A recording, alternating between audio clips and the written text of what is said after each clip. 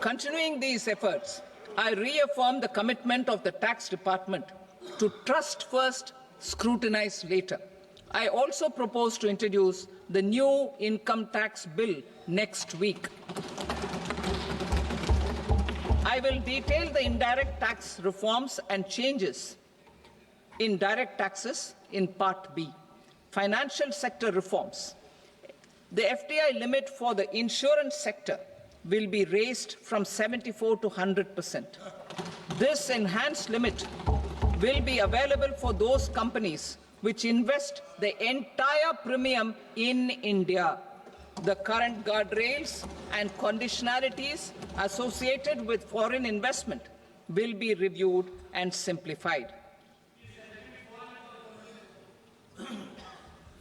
The services of India Post-Payment Bank will be deepened and expanded in rural areas.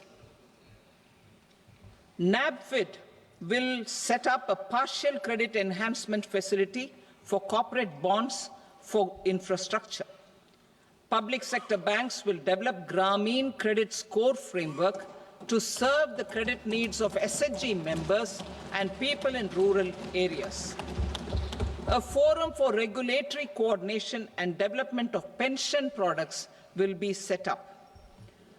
To implement the earlier announcement on simplifying the KYC processes, the revamped Central KYC Registry will be rolled out in 2025.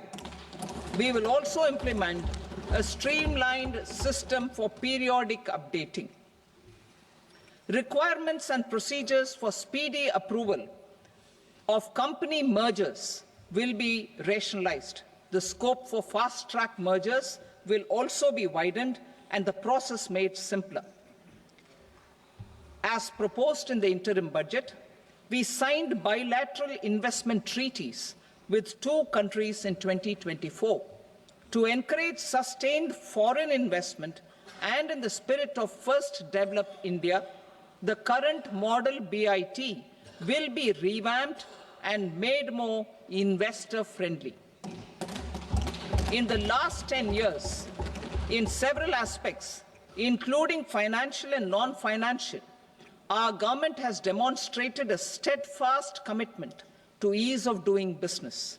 We are determined to ensure that our regulations must keep up with technological innovations and global policy developments. A light-touch regulatory framework based on principles and trust will unleash productivity and employment. Through this framework, we will update regulations that were made under old laws.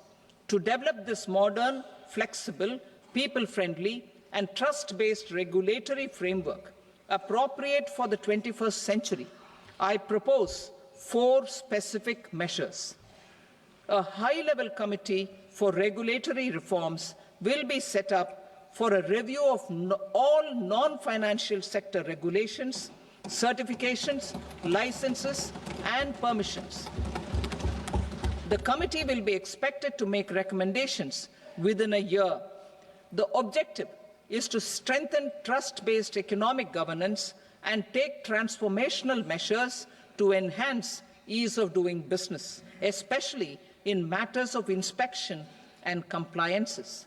States will be encouraged to join in this endeavor. An investment friendliness index of states will be launched in 2025 to further the spirit of competitive, cooperative federalism. Under the Financial Stability and Development Council, a mechanism will be set up to evaluate impact of the current financial regulations and subsidiary instructions.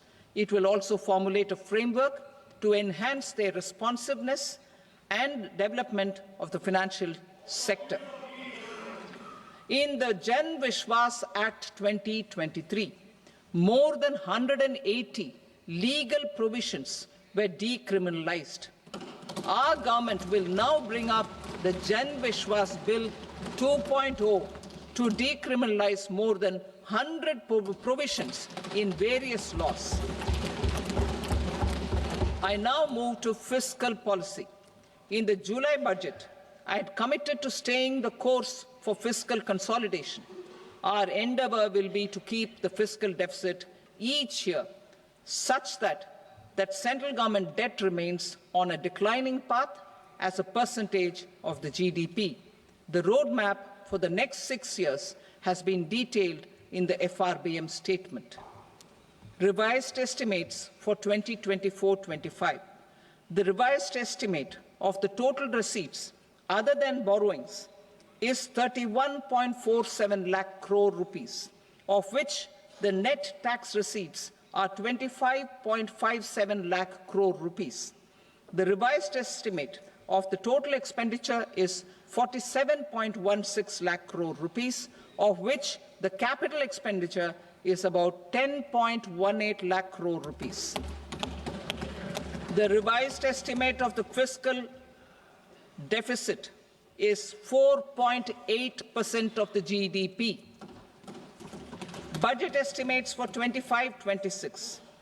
Coming to 25-26, the total receipts other than borrowings and total expenditure are estimated at 34.96 lakh crore rupees and 50.65 lakh crore rupees respectively. The net tax receipts are estimated at 28.37 lakh crore rupees. The fiscal deficit is estimated to be 4.4% of GDP. To finance the fiscal deficit, the net market borrowings from dated securities are estimated at 11.54 lakh crore. The balance financing is expected to come from small savings and other sources. The gross market borrowings are estimated at 14.82 lakh crore rupees. I will now move to Part B.